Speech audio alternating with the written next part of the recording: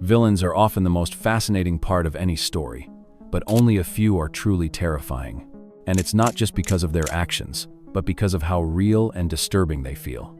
So these are the most terrifying villains from TV shows, ranked from the least to the most unsettling. Let's start with the most charming villain on my list, Negan. When Negan first appeared in The Walking Dead, everything changed. Up until that point, the world had already been brutal, but there were still rules, still lines you didn't cross. Let's just say that Negan showed up and made some adjustments. In his very first scene, he brutally kills two beloved characters, and it wasn't in a quick act of rage, it was slow, with cruel jokes and humiliation. And that's what made Negan so terrifying. He wasn't just violent, he enjoyed the power, and he enjoyed being feared. Everything he did was a show of dominance, a reminder that he was in charge, and he'd do anything to keep it that way. With all of that being said, he wasn't just a mindless monster, he had his own twisted code. He genuinely believed he was saving people, that his brutal way of doing things was the only way to keep order. And as the show went on, it tried to soften him, giving him a backstory and moments of redemption, but in doing so, it stripped away the qualities that made him so scary in the first place. Negan takes the 5th spot because while he started out as a terrifying force, that fear faded away as his character began to change. But the next villain, however, never stopped being scary. Gustavo Fring from Breaking Bad was a master of disguise. On the outside, he was a polite and soft-spoken businessman, but beneath that facade he was a ruthless drug lord who'd slit a man's throat without a second thought. He built his empire in the shadows, and kept his real identity hidden behind chicken restaurants and charity events. But what made Gus so terrifying wasn't just the violence, it was how precise and methodical he was. He never lost his cool, and every move was calculated. He didn't need to raise his voice or make threats to inspire fear. His silence did the job, and when he faced any threats, he made sure to act quickly, with no hesitation. Even his death was iconic. He walks out of an explosion and calmly adjusts his tie, with half his face missing. Gus takes the 4th spot because his terror didn't come from chaos. It came from his calmness. But the next villain brought a different kind of terror. Arthur Mitchell, also known as the Trinity Killer from Dexter, might just be the most realistic character on this list. Because he wasn't a drug lord or a superhuman, he was a husband, a father, and a guy who volunteered at community centers, all while being one of the most brutal serial killers imaginable.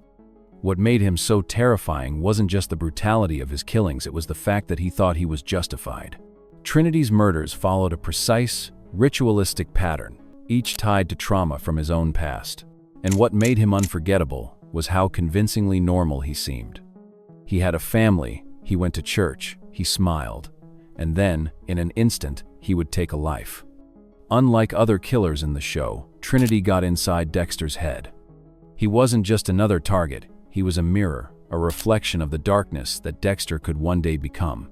Arthur Mitchell takes the 3rd spot because he showed us how monsters can wear the most ordinary faces. But the next villain didn't even bother hiding at all. In fact, he wanted everyone to know exactly how powerful he was. Homelander from The Boys might look like a hero, with his cape, charming smile, and rescues that win the crowd. But behind all of that, there's something much darker. Homelander is what happens when absolute power meets zero morality. And that combination is terrifying. He can kill anyone, at any time, and there's nothing anyone could do to stop him. But what really makes him scary isn't just the superpowers, it's how unstable he is. He doesn't just want control, he wants to be worshipped. And if he doesn't get it, then people will die. There's no reasoning with him, no code and no empathy. And the worst part is that he enjoys seeing the fear in people's eyes and he thrives on it. Homelander takes the 2nd spot because he's capable of anything, and he's completely unhinged.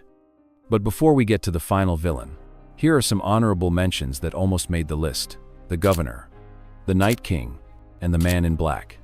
And finally, the most terrifying villain of all time, Hannibal Lecter. He is the definition of horror, hidden behind sophistication and elegance.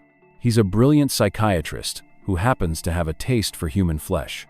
But it's not just the cannibalism that makes him terrifying, it's his intellect and his manipulation. Hannibal doesn't scare you because of his cruel violence. He scares you because he's always one step ahead, and he knows exactly how to break you, mentally and emotionally. And he does it all with a smile.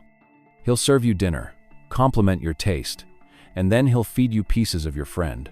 He's a monster that makes you feel safe right up until he strikes. And even then, he makes you feel as if it's somehow your fault. To me, that's next-level evil, and I feel like there's no one more terrifying than him. Hannibal Lecter takes the top spot because he doesn't just kill people. He erases their identity, leaving them questioning their own sanity. So which of these villains do you think is the most terrifying? Let me know in the comments.